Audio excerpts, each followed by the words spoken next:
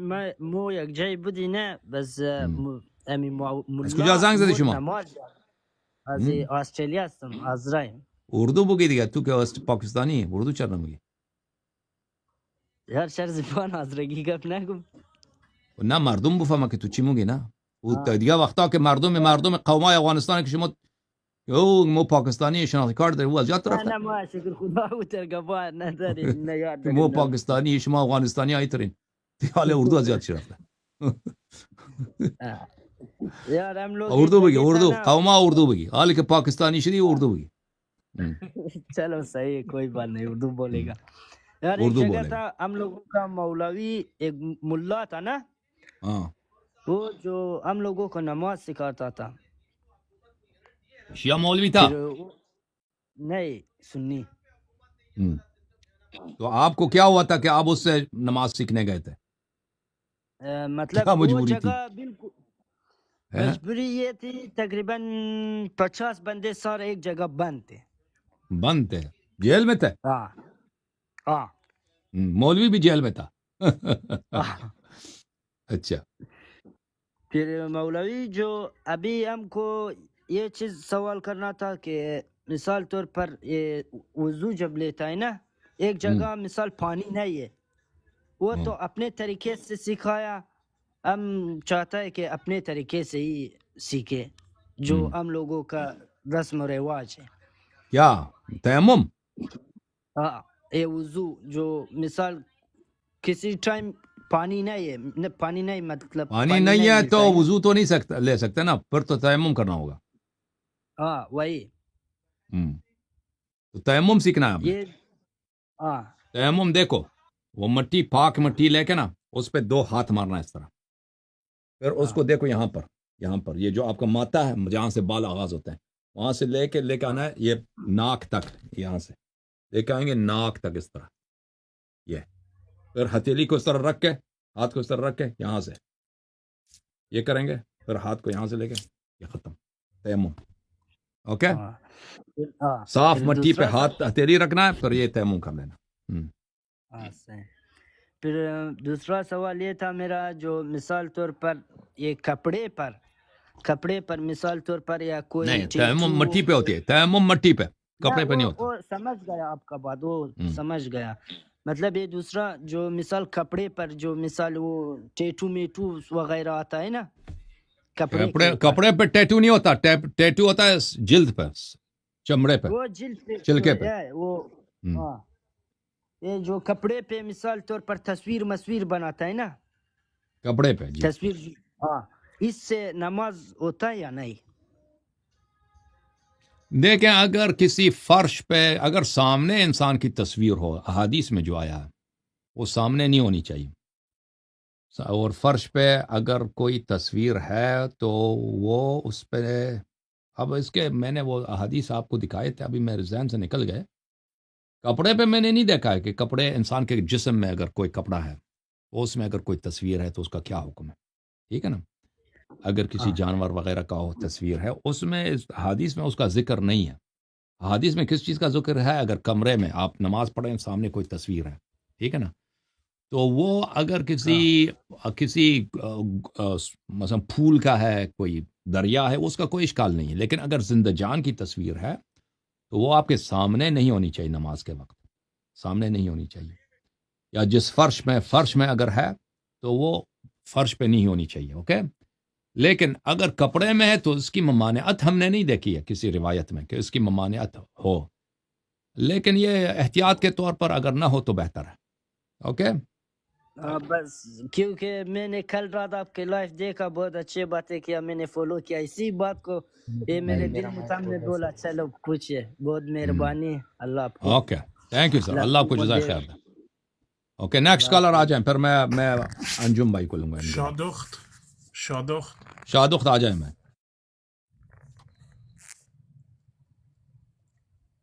طلعت بھائی، open your mic. السلام علیکم ورحمۃ اللہ. شیخ صاحب. علیکم السلام میرے بھائی. شیخ صاحب، طلعت حیات بول رہا ہوں دبئی سے. دبئی سے Talat, mister Talat, how are you? کیسے ہیں بھائی؟ الحمد للہ، مولا کا کرم. آپ سنیں خیریت سے ہیں شیخ صاحب؟ اللہ تعالیٰ کا احسان ہے میرے بھائی. حکم. شیخ صاحب میرے دو سوال ہیں، حکم نہیں جی. عرض ہے. ایک سوال یہ ہے کہ جو ٹریڈنگ ہے وہ ہمارے فقہ کے حساب سے حلال ہے یا حرام ہے؟ کیا آن چیز؟ Line trading. On line trading دیکھیں، جب آپ خرید و فروخت کرتے ہیں نا کسی قسم کا، وہ جائز ہوتا ہے.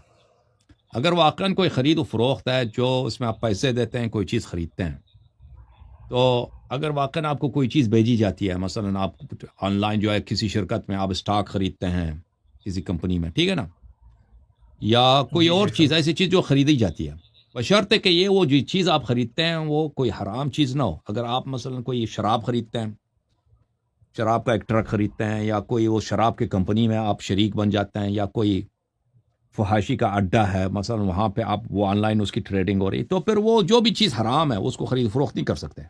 لیکن اگر کوئی چیز اس طرح نہیں ہے، کپڑے کا کوئی کمپنی ہے اس کی آن لائن ٹریڈنگ ہو رہی ہے، یا مثلا کوئی فون کمپنی ہے، ٹیلی فون موبائل فون ہے، ان کی ٹریڈنگ ہو رہی ہے، تو یہ ان چیزوں کا خرید و فروخت کرنا، چاہے on line who in person who, اس سے فرق نہیں پڑتا، یہ جائز ہے. اوکے. جی شیخ صاحب. اور میرا ایک اور سوال ہے شیخ صاحب، جیسے آپ نے کچھ مہینے پہلے ذاکروں کی دھلائی کی تھی پاکستان میں ماشاءاللہ سے، ہاں. تو اور بالکل انہیں کی کم علمی کی وجہ سے وہ ممبروں پہ آ کے بولتے ہیں جو نماز میں علی ولی اللہ نہ پڑھے ان پہ لعنت، ان کے خاندان پہ لعنت، وہ مشرک ہیں، وہ کافر ہیں. آپ اس کے بارے میں کیا کہتے ہیں؟ مطلب یہ ہمارا مذہب تو نہیں، یہ تشریع کیا درست، کہتا یہ ہے؟ غلط ہے، یہ غلط ہے، کیونکہ امام جعفر صادق علیہ السلام کی حدیث ہے، ائمہ طاہرین علیہ السلام کی حدیث ہے کہ اگر آپ صرف شہادتین پڑھیں تو آپ کی نماز صحیح ہے. اگر کوئی صرف شہادتین پڑھتا ہے نا، اس کی نماز صحیح ہے. ہاں، یہ کوئی ضروری نہیں ہے کہ آپ اتمن پڑھیں. جی ہاں. جی بہت شکریہ شیخ صاحب، سلامت رہیں. اللہ آپ کو سلامتی دے. اللہ آپ شادو کو عزت. مائک تو نہ اوپن سلامت شادو. سلامت رہیں. شاہ رخ آ جاؤ. سلام و عرض ادب دارم خدمت آقای علایاری. علیک السلام.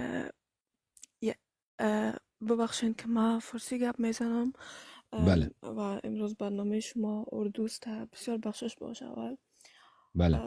من میخواستم که امرای خود شما گپ بزنم به خاطر که یک دوست بسیار نزدیک من شما رو بر من گفتن که من باید امرای شما گپ بزنم و من میخوایم به خاطر از این امرای شما گپ بزنم. بله. من از یک پدر مادر شیعه بله. جعفری به دنیا آمدیم بله. و ما در اروپا کلان شدیم. بله. و وقتی که اینجا کلان شدیم نمیفهم چی رقم بر شما بگویم. من کلان برتون یعنی بگویم که ما ببخشین من نمیفهم که گپ باید بگویم اینجا بر شما یا اگر مطمئن من نیستی کلا- نگو خواهر من، اگر مطمئن نیستی نگین. خب بله، پرایوت نگه بدارین بهتره برای شما. مطمئن آره. به خاطر از این که یعنی شما آیا جوابگو شاید باشین این سوال یا این گپ، یا شاید هم خواد بگوین که این چی گپ است. ما اینجا پیدا شدیم و کلان شدیم اوکی. اوکی. و ما پدر مادر ما شیعه است، فامیلی ما کلان شیعه است و ما بله. فعلا براتون بگویم خودم یک آدم بیدین هستم، یعنی بله. هیچ نوع دینی را به نظر من قابل قبول نیست. یعنی نظر من ای است، اوکی. یعنی من میگم که دین از چی رقم بوده میتونه که انسان خوب باشه، کار بد نکنه، چیز نکنه، این مینا هسته. و من خیلی یعنی براتون بگویم که مادرمشان میگن که 12 امام و اتو، من دوستشان دارم، من احترام برشان دارم، ولی خب من نمیفهم که چرا ما اتو شدیم و دلیلش چی بوده میتونه. و من خیلی از این حالت رنج میبرم، خیلی من ناراحت هستم. خب شما ببین خواهر بزرگوار من، آدم یه وقتی یک چیز میگه که تمام این حرفا دروغه، خب این حرف درستی نیست. ببینید آدم باید هر دین را به حساب خودش باید بررسی بکند. در دنیا دین زیاده و قطعا همه اینا درست نیست، همه اینا همش نمیتونه صحیح باشه. و این اما این که آدم بگه هم اینا دروغه، و اینم خب این باید دلیل میخواد که انسان آمدن اینا دروغ گفتن. این یک حرفیه که درست نیست که همه اینا دروغه. یا کدام قسمتش راسته کدام قسمتش درسته، این خودش دلیل میخواهد. آدم باید دلیل داشته باشه که بگوید راسته و دلیل داشته باشه که بگوید دروغه. و آنچه که مذهب اهل بیت علیهم السلام است، مذهب این که شما نیکی بکنید، خدمت خلق بکنید، نیکی به پدر و مادر بکنید، از خدا بترسید، با کسی بدی نکنید، اگر بدی کردید در این دنیا اثرش را میبینید و در آخرت اثرش را میبینید. و این یک مذهبیه که تمام اجزای آن، تمام اوامر آن، هر چیزی که در این دین داخله همش حق از جانب خداوند متعال و مطالب اخلاقی و مطالب حق که در هیچ جای دیگر دنیا پیدا نمیشد در مذهب اهل بیت علیهم السلام. لذا شما خواهر بزرگوار من، اگر از خدا بخواهید که خداوند متعال شما را راهنمایی بکند و خود شما هم تعصب را کنار بگذارید و یک کمی با انصاف در گفته های اهل بیت علیهم السلام، 12 امام علیهم السلام تفکر بکنید، از این حالتی که هستی خیلی راحت شما بیرون میایید. خب بله دقیقا من گپ شما رو شنیدم استاد محترم. من میخوایم دلیل عمدهش بر شما بگویم که من از چی زمان به این طرف من تو یک آدم شدم و چرا بر من یک اتفاق پیش آمد که من فعلا در این حالت رسیدیم. من روز دیگه در مقابل دین سرد شدم، دلم از دین سرد شد. روزی که من شیعه و سنی را فهمیدم، روزی که من دوستای داشتم که از اهل تصنع بودن و اونا سنی مذهب بودن و هر روز من یعنی کسی بودم تا قبل از او که مثلا نماز خودم میخواندم، روزی خودم میگرفتم، مثلا قرآن میخواندم، مثلا کارهای چیز میکردم که مادرمشان میگفتن و خودم میخواستم این کار انجام بدم. ولی من از روزی که مثلا موضوع شیعه و سنی رو فهمیدم و وقتی که مثلا هر روز من که از اونا گپ میزدم، اونا یک چیز دیگه بر من میگفتن و من یک چیز دیگه از پدر و مادرم میشنیدم، بر من بسیار جالب بود، بر من بسیار چیز بود که خواهر بزرگوار شما محبت بکنین در برنامه فارسی صحبت زنگ بزنید، من اونجا با شما صحبت بکنم. این برای دیگران مناسب نیست که حالا اینا هیچ کسی نمیفهمه شما چی میگید، ما با هم چی میگیم. آره در برنامه زنده زنگ بزنید ان شاء الله، خدا خیرتون بده. در تمام ببین در تمام جاها اختلافاتی وجود داره، اما این به این معنا نیست که پس همش دروغه. درسته؟ اگه یک جای اختلاف بود شاید هر دو طرف باطل باشه، شاید یک طرف حق باشه یک طرف باطل باشه. اینا رو آدم باید ببینه، آدم باید انصاف بکنه. به خاطر اینکه یک جای اختلافه بگین همش از بیخ دروغه، اون درست نیست. خدا خیرت بده خواهر من. بله کالر بعدی بیاین کیه؟ آره شما در برنامه فارسی زنگ بزن خواهر من با شما بیشتر صحبت میکنم. خدا خیرت بده. سلامت باشید. سلامت. ممنون میشم. کالر بعدی کیه؟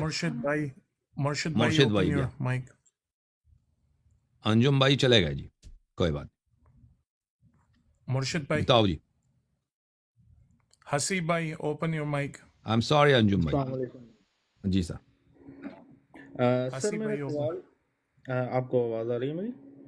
جی جی آواز. السلام علیکم سر، میرا سوال یہ ہے کہ ابو بکر جو تھے کیا وہ ایک ٹانگ سے لنگڑے تھے؟ کیونکہ جو واقعہ ہم نے پڑھا ہے کہ جب حضور نے ہجرت کی ہے اور حضرت علی کو اپنے بستر پر سلایا تھا تو حضرت ابو بکر ساتھ گئے تھے. تو مجھے ایک ڈیٹیل پتہ چلی کہ حضرت ابو بکر جو تھے وہ ایک ٹانگ سے لنگڑاتے بھی تھے، تو ان کا ساتھ ہونے کا کوئی مقصد نظر نہیں آتا ظاہری طور پہ. اور میرے والد صاحب کیونکہ وہ خود شیعہ تھے اور میرا براٹ اپ جو ہوا ہے وہ اہل سنت کے طور پہ ہوا ہے، تو انہوں نے جب یہ بات مجھے بولی کہ حضرت ابو بکر جو تھے اس وقت حکم یہ تھا حضور کا کہ کوئی بھی شخص باہر نہیں نکلے گا، لیکن حضرت ابو بکر جو ہیں وہ باہر نکلے اور انہوں نے حضور کا پیچھا کیا، تو حضور نے بجائے اس کے کہ ان کو واپس بھیجتے انہوں نے ان کو ساتھ میں لے لیا تاکہ کوئی مخبری نہ کر سکے. تو اس میں کتنی حقیقت ہے اور کیا وہ واقعی ایک لنگڑا ہونا کا ہم نے کہیں نہیں دیکھا کہ وہ لنگڑا تھے، یہ ابو بکر کے متعلق ہم نے نہیں دیکھا ہے. اور جہاں تک ساتھ لینے کا تعلق ہے تو اس میں روایات مختلف ہیں، دونوں طرح کی روایات ملتی ہیں کہ رسول صلی اللہ علیہ وسلم ان کو ساتھ نہیں لے کے گئے تھے، راستے میں وہ مل گئے تھے یا وہ آ کے انہوں نے بہرحال بعد میں مل گئے تھے. اور دوسری روایت میں ملتا ہے کہ ان کو شروع سے ساتھ لے کے گئے تھے. تو اللہ اعلم بذلک. اوکے اللہ آپ کو السلام سلامتی علیکم. دے. تھینک یو سر, تو بہت آغا مہربانی. صاحب سلام ہمارے اس پاس وجہ سے لیاقت کہ بھائی یہ ہے, لوگ لیاقت بھائی ممبروں ادھر آ کے جاؤ بھائی. مسٹر محمد و آل لیاقت, محمد نہیں کے صاحب افکار کو السلام علیکم بیان نہیں یا آغا کرتے. لحظہ, یا لحظہ, لیاقت بھائی بات کریں بھائی. مسٹر لیاقت, جی السلام علیکم. اللہ یاری صاحب کیسے؟ خیریت علیکم سے ٹھیک السلام میرے ٹھاک؟ بھائی, اللہ آپ کو سلامتی دے. حکم کریں, کہاں سے کال فرمایا؟ اللہ یاری مولا آپ کو سلامت رکھے. میں نے آسٹریلیا کے شہر پرتھ سے میں نے کال کیا. مجھے تھینک یو بہت سر, خوشی ہوئی کہ آج مجھے موقع ملا آپ سے بات کرنے کا. تو مولا تھینک آپ یو, کو سلامت رکھے. میں بہت ہمیشہ آپ مہربانی. کے ہر یوٹیوب، ہر مناظرے، ہر ویڈیوز کو میں دیکھتا ہوں. صبح سے لے کر شام جی, تک جب تک میں کام میں ہوتا ہوں تو صرف آپ ہی کو سنتا ہوں. تھینک یو سو مچ, بہت مہربانی آپ تو کی, اللہ آپ کو جزا خیر دے میرے بھائی. اللہ یاری بھائی صرف ایک چھوٹا سا سوال تھا میرا. ہم، وہ میری بیٹی جو ہے الحمدللہ ابھی اسی سال 9 برس کی ہو چکی ہے. تو مجھے اندازہ ہم، نہیں تھا کہ ان کے اوپر روزہ واجب ہوا ہے یا نہیں. ہم، وہ ہم. احادیث کی روشنی میں کیا کہتے ہیں؟ کیونکہ وہ ابھی بہت نادان ہے. 9 سال کی ہے لیکن بہت سادہ اور بہت نادان ہے. اگر دیکھیں, اگر وہ اتنا نادان ہے کہ بالکل یعنی وہ نہیں, کچھ نہیں سمجھتی نا. ایک تو سادہ سی لڑکی ہوتی ہے لیکن وہ سمجھتی ہے کہ اچھی چیز کیا ہے, بری چیز سادہ کیا ہے. نادان کا مطلب سادہ میرا ہونا سادہ ہو تھا رہا ہے, جی. سادہ تو ہم بھی ہیں نا, سادہ تو بہت سارے لوگ ہوتے ہیں. لیکن اس پہ روزہ جی رکھنا اگر وہ رکھ سکتی ہے, اگر اتنا ایک تو عقلی لحاظ سے دیکھیں نا, ایک بچہ ہوتا ہے اس کو آٹزم ہوتا ہے, یعنی وہ جی سر. ذہنی طور پہ ان کی وہ ریٹارڈڈ ہوتے ہیں, پیچھے ہوتے ہیں. جی سر. اگر اس طرح ہے تو تکلیف اس پہ نہیں ہے. اگر کوئی بچہ ریٹارڈڈ ہے, بول نہیں سکتا, کوئی بچی ہے یا بچہ ہے عقلی لحاظ سے پسماندہ ہے, تو اس پہ تکلیف نہیں جی ہے. سر. لیکن ایک بچہ ہے جو معمولی ہے لیکن سادہ ہے, تو جی پھر تو سر. عقلی لحاظ سے وہ تو صحیح ہے, اس کو نماز بھی پڑھنی چاہیے, روزہ. لیکن اگر جسمانی لحاظ سے کوئی بچی اتنی چھوٹی ہے 9 سال کی عمر میں, وہ اتنی اس کے جسم میں طاقت نہیں ہے کہ وہ روزہ رکھ سکے, ٹھیک ہے نا. تو پھر اگر جی وہ سر. نہیں رکھ سکتی, یعنی دن لمبے ہیں, وہ بیچاری بہت کمزور ہو جائے گی, اس کی صحت کے لیے مناسب نہیں ہے, وہ بہت یعنی اس کے برداشت سے باہر ہے, تو پھر بھی اس پہ واجب نہیں. لا یکلف اللہ نفسا الا وسعها. تو پھر اگلے سال جی انشاءاللہ رکھے گی یا قضا کرے گی بعد میں, ٹھیک ہے نا, جب اس میں طاقت آ جائے گی. لیکن جی سر. لیکن نماز تو اس کو پڑھنا ہے, نماز اس نے پڑھنا ہے. لیکن اگر وہ روزہ رکھ سکتی ہے, بھوک لگتی ہے, ٹھیک ہے, لیکن یہ والدین کا کام ہے کہ سحری میں اٹھا کے اس کو اچھی طرح سے کھانا کھلائیں نا, گوشت کھلائیں اس کو, جی تاکہ سر. دن کو وہ انرجی کے ساتھ وہ دن کو رہے. اس کو زیادہ کام نہ دیں بھائی, پہلا سال ہے, اس کو زیادہ آرام کرنے دیں بھائی, زیادہ اس سے کام نہ لیں گھر میں, تو تاکہ وہ روزہ رکھ لے. تو آپ کے لیے دیکھنا ہوگا. بعض بچیاں ایسی ہوتی ہیں کہ 9 سال کی عمر میں بہت ہی چھوٹی, وہ کمزور ہوتی ہیں, رکھنا ان کے لیے بہت بہت سخت ہوتا ہے, ٹھیک ہے نا. لیکن بعض بچیاں جی رکھ سر. سکتی ہیں, ٹھیک ہے نا. تو آپ کو دیکھنا ہوگا انشاءاللہ اس طرح سے.